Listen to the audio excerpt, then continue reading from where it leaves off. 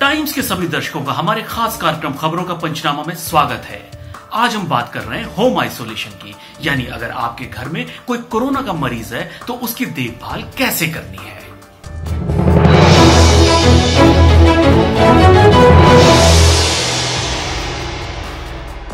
Corona virus के मरीजों की संख्या तेजी से बढ़ रही है। इसमें बिना या कम लक्षण वाले मरीजों की संख्या ज्यादा है, जिन्हें होम आइसोलेशन में रखा जा सकता है।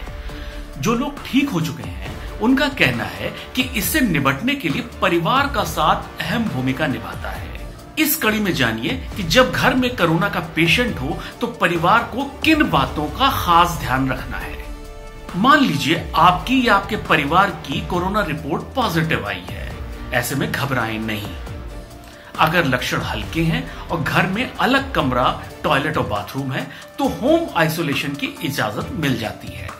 डॉक्टर्स की टीम 17 दिनों तक संपर्क में रहती है, वरना कोविड केयर सेंटर में आइसोलेशन की व्यवस्था की जाती है। घर में 55 साल से बड़ी उम्र का कोई सदस्य, गर्भवती महिला या cancer, asthma, diabetes, high blood pressure, दिल की बीमारी से पीड़ित शख्स हो तो उसे किसी दूसरे घर या फ्लोर पे शिफ्ट कर दें।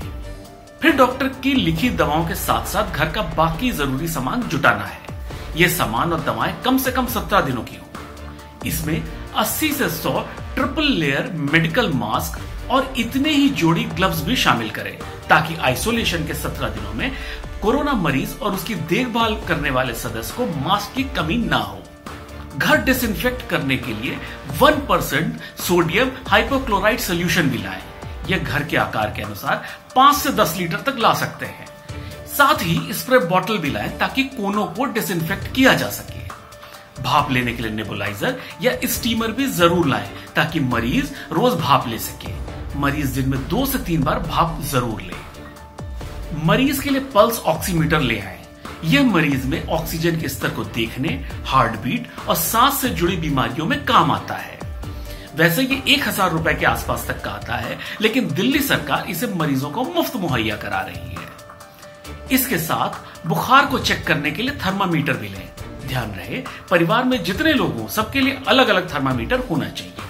अगर किसी को मरीज की देखभाल में लगना है तो पीपीई किट भी लाएं। बेहतर है अगर मरीज को अलग बर्तन में खाना दिया जाए, जिसके लिए थर्मोकोल के डिस्पोजेबल प्लेट्स, दोने चम्मच और गिलास हो सकते हैं। कोरोना वायरस 5 से 12 दिनों तक ज्यादा घातक होता है। इन दिनों में मरीज को ज्यादा सतर्क रहना है। अब बात करते हैं मरीज के कमरे की। यह हवादार और साफ सुथरा होना चाहिए। अगर कमरे में एसी हो तो वो सेंट्रलाइज ना हो और ना ही और किसी कमरे में उसकी हवा शेयर होती है। मरीज के कमरे में अलग रंग का डिस्पोजेबल बैग रखें जिसमें वो कचरा डाल सके।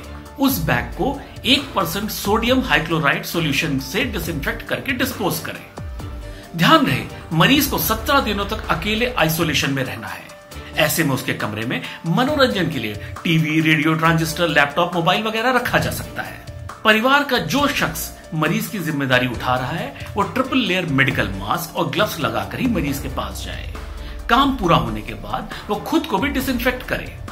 ऐसे वक्त में साफ सफाई के लिए 1% सोडियम हाइपोक्लोराइड सॉल्यूशन का इस्तेमाल किया जाना चाहिए। मरीज तक खाना पहुंचाने के लिए कमरे के बाहर टेबल रख दें और खुद हट जाएं ताकि मरीज दरवाजा खोलकर खाना उठा ले। मरीज के कपड़े को ग्लव्स और मास्क पहन के धोएं। पहले गर्म पानी में डिटर्जेंट और 2 ढक्कन सेवलॉन या डिटॉल डालकर कपड़ों को भिगो दें। 1 घंटे बाद उसे धोएं। कपड़ों को सूरज की धूप में सुखाएं। एक तरीका यह भी है कि कपड़ों को किसी पॉलिथीन बैग में पैक कर दें और 3 दिन बाद धुलें। जब तक होम आइसोलेशन खत्म नहीं होता तब तक घर का कोई सदस्य बाहर ना निकले। दूध, ब्रेड जैसी जरूरी चीजों के लिए पड़ोसी, रिश्तेदार या दोस्तों की मदद मांग सकते हैं। तो आज के लिए सिर्फ इतना ही। इंतजार करिए खबरों के पंचनामा के अगले एपिसोड का, क्योंकि यहां हम रखते हैं हर खबर पे पैनी नजर। नमस्कार।